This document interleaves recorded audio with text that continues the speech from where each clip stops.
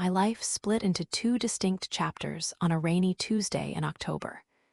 There was the before, a life I had painstakingly rebuilt from the ashes of a toxic marriage. And then there was the after, a surreal dreamscape painted in nine-figure numbers. But that dream twisted into a familiar nightmare. And its star was the one man I thought I had banished from my life forever, my ex-husband. Years after our divorce was finalized, he tried to sue me for half of my Mega Millions jackpot, igniting a battle of greed so raw and desperate it culminated in a judge's verdict that left him sputtering in a stunned courtroom. But to understand the explosion, you need to understand the slow burn that came first. My ex-husband, Ethan, and I were married for nearly a decade.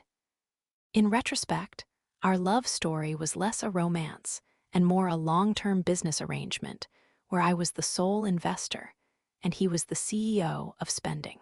The early years felt happy, or at least, I was deeply invested in the illusion of happiness. But the cracks were always there, disguised as charm. His love wasn't expressed through support or partnership, it was transactional.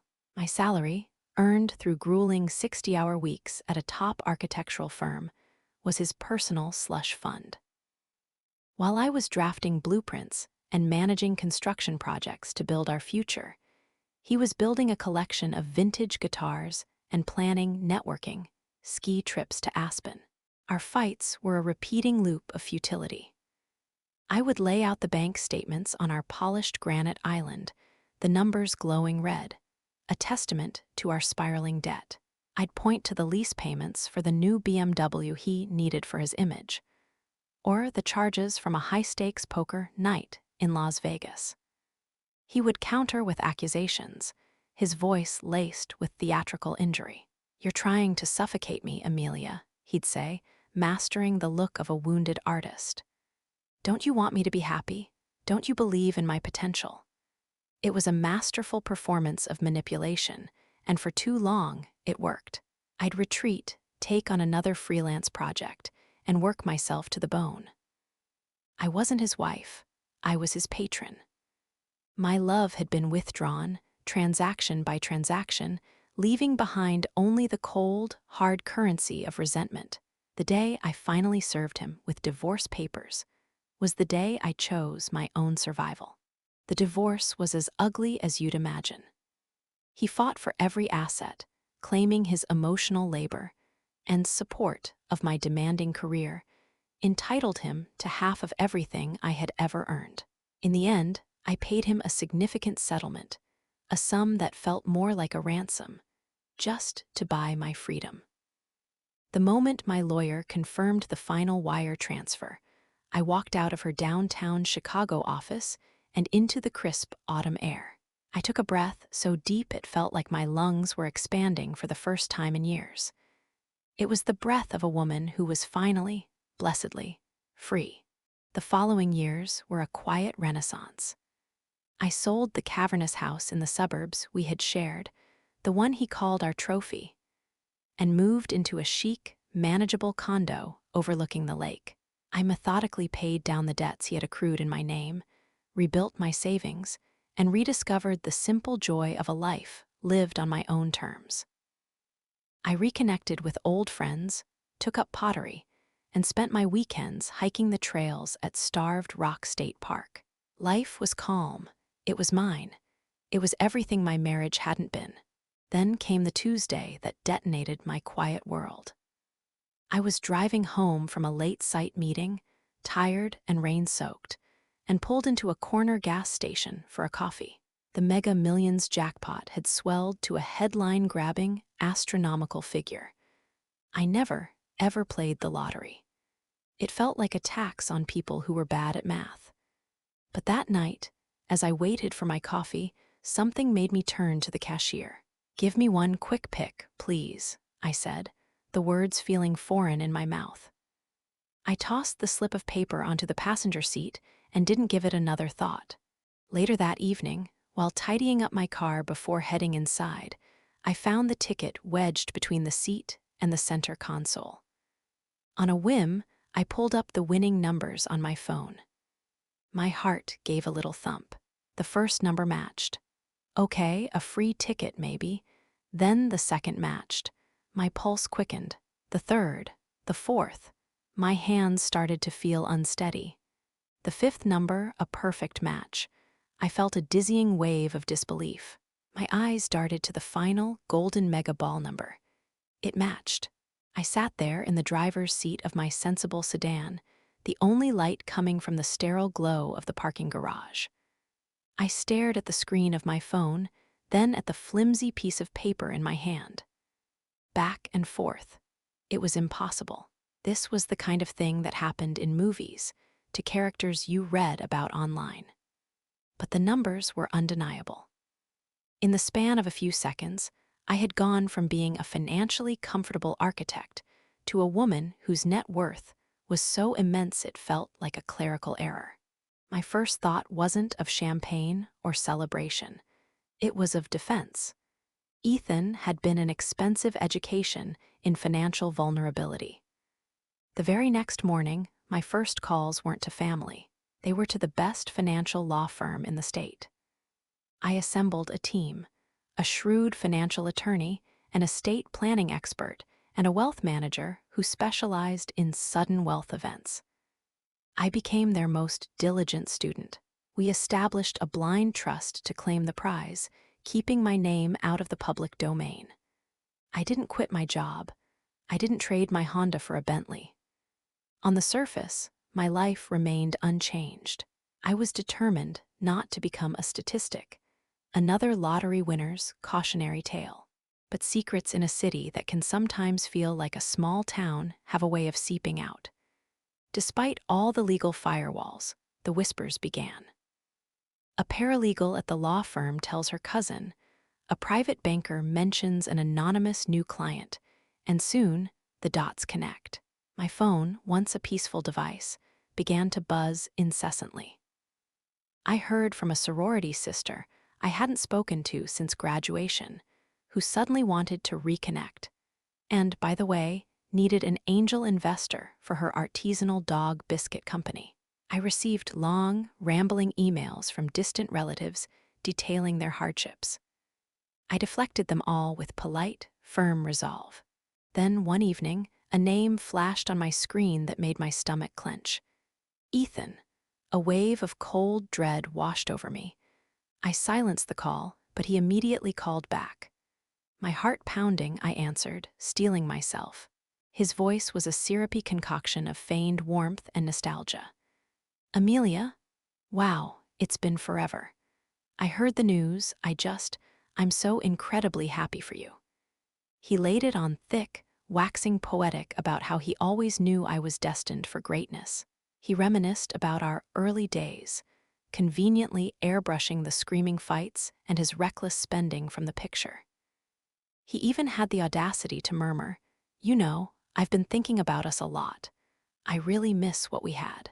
I could almost hear the frantic calculations whirring in his brain. He didn't miss me. He missed my income, and now it had a lot more zeros at the end of it. I kept my voice cool and detached. "Thank you for calling, Ethan, but I have to go."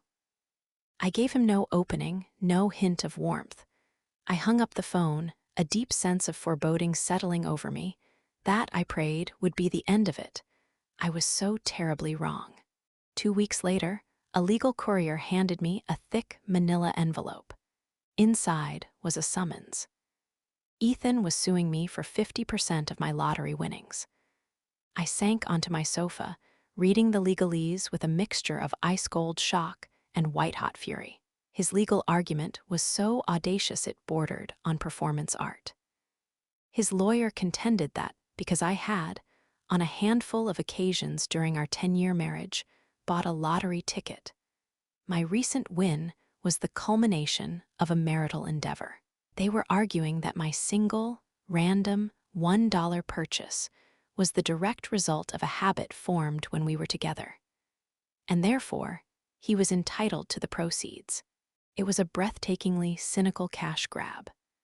This wasn't about principle.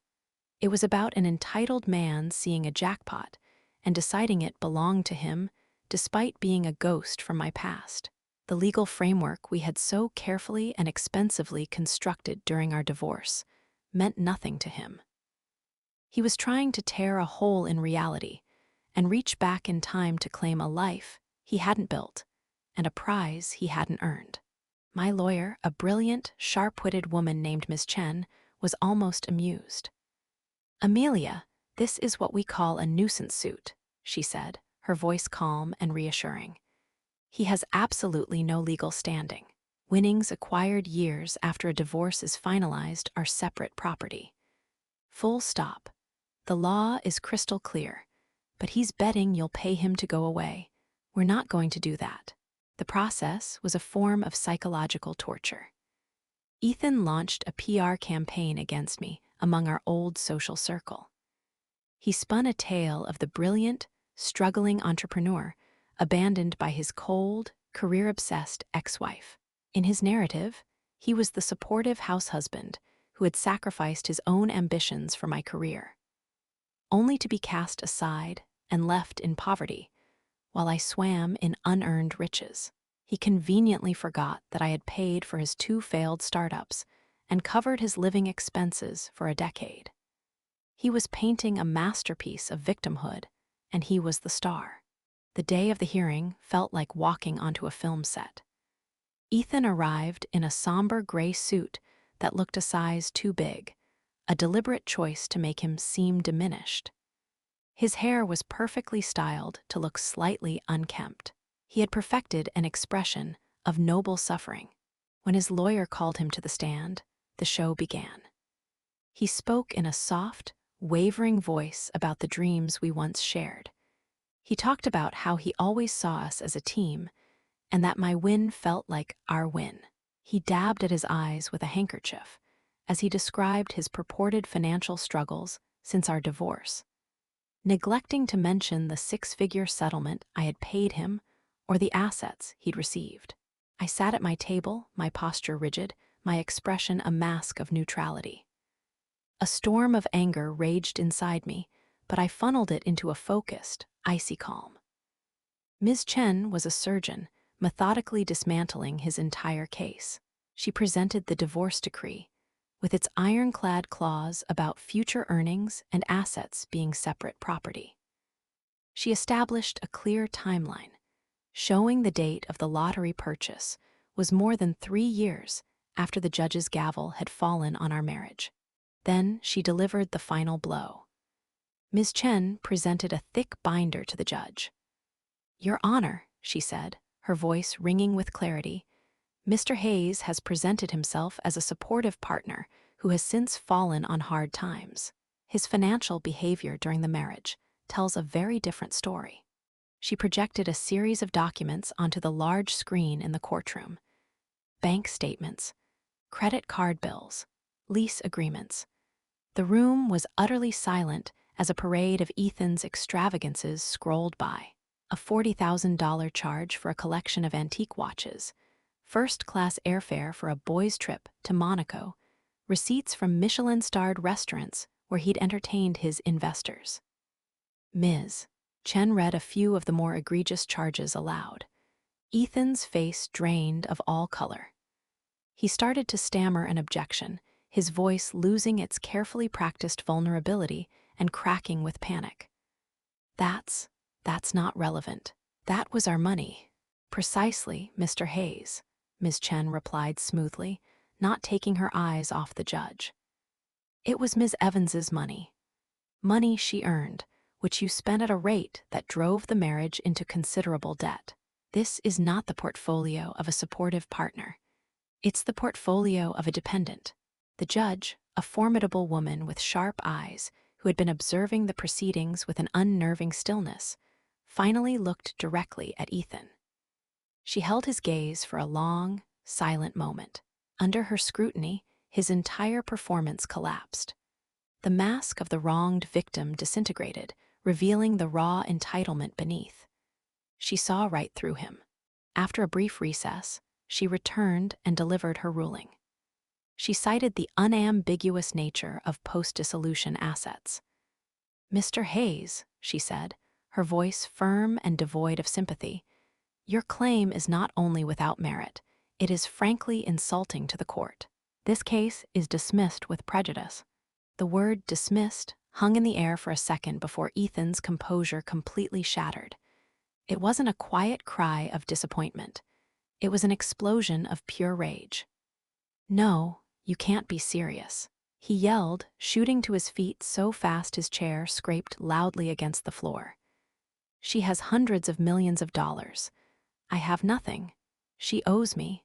I supported her." He railed against the judge, against me, against the injustice of it all. It was a spectacular, ugly meltdown. The bailiff moved toward him as his own lawyer buried his face in his hands, utterly mortified. I didn't wait for an apology or for him to be escorted out.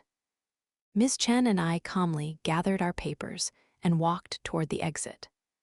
As the heavy courtroom doors swung shut behind us, cutting off the sound of his tantrum, a wave of profound relief washed over me. For once, justice hadn't just been blind, it had been swift and absolute. I never saw him in that courtroom again, but the ordeal wasn't over. As I stepped out into the bright sunlight, he came storming out after me, his face red and twisted with fury. He screamed at me across the plaza, calling me a heartless, selfish monster. I just kept walking, got in my car, and drove away, refusing to give him the audience he so desperately craved. In the weeks that followed, he waged a war of attrition via my phone. The messages started as pity plays. He was facing eviction, he couldn't afford his medication, he was selling the watch I bought him for his 30th birthday. When I maintained my silence, the tone shifted to manipulative nostalgia. He sent old photos of us on vacation in Italy, telling me he was a fool to let me go, that he still loved me, that the money didn't have to change things between us. It was so transparent, it was pathetic. When guilt and seduction failed, he turned to pure venom.